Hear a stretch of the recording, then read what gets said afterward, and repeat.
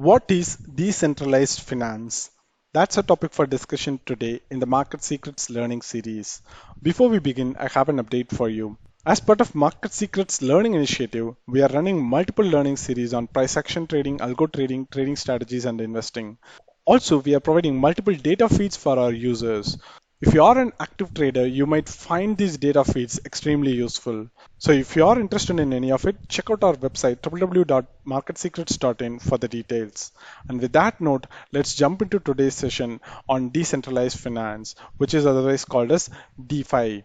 So what is a decentralized finance? Decentralized finance is an emerging financial technology based on secure distributed ledgers similar to those used by the cryptocurrencies. The system removes the control banks and institutions have on the money, financial products, and financial services.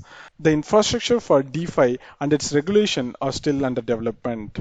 So why DeFi is attractive for many customers? Because it eliminates the fees that banks and other financial companies charge for using their services. You can hold your money in a secure digital wallet instead of keeping it in a bank.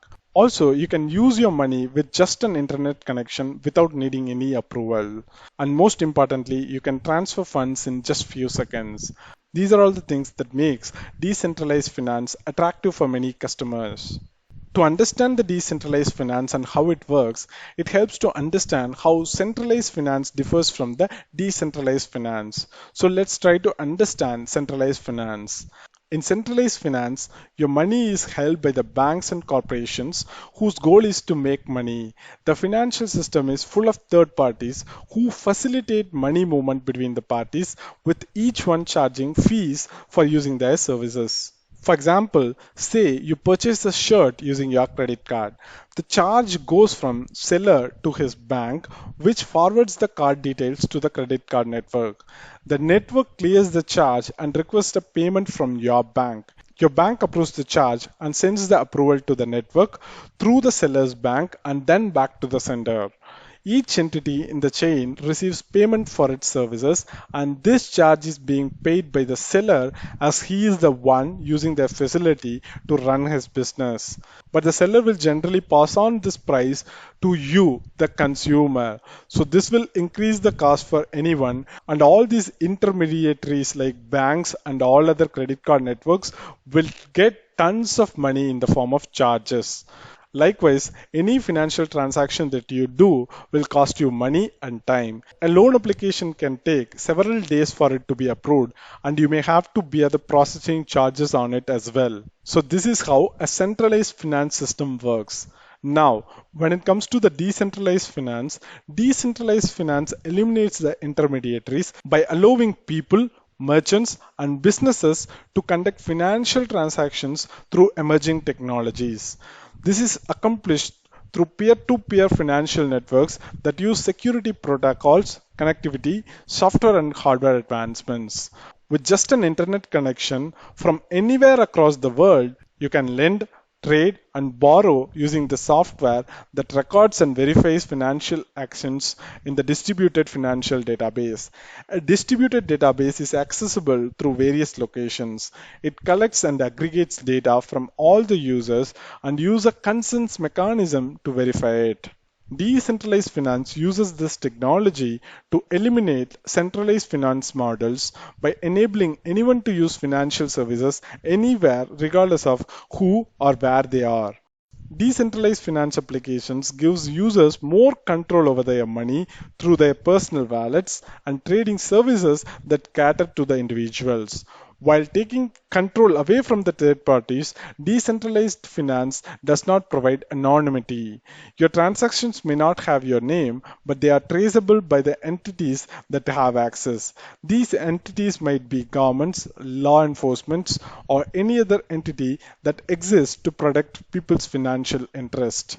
So how does decentralized finance work? Decentralized finance uses blockchain technology that cryptocurrencies use. A blockchain is a distributed and secure database or ledger.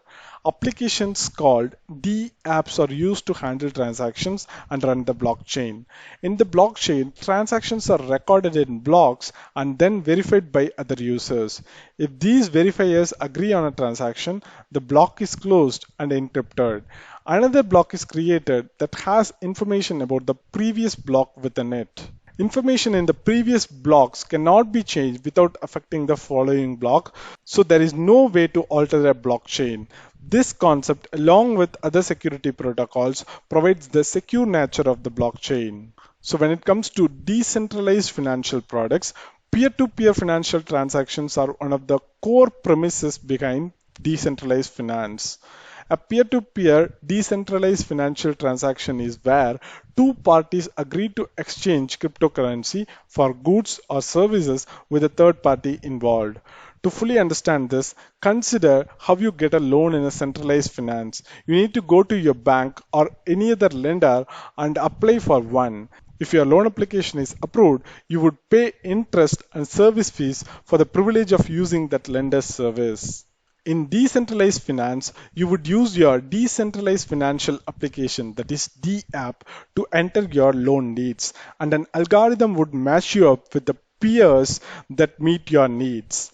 You would then need to agree to one of the lender's terms and receive your loan. The transaction is recorded in the blockchain. You would receive your loan after the consensus mechanism verifies it.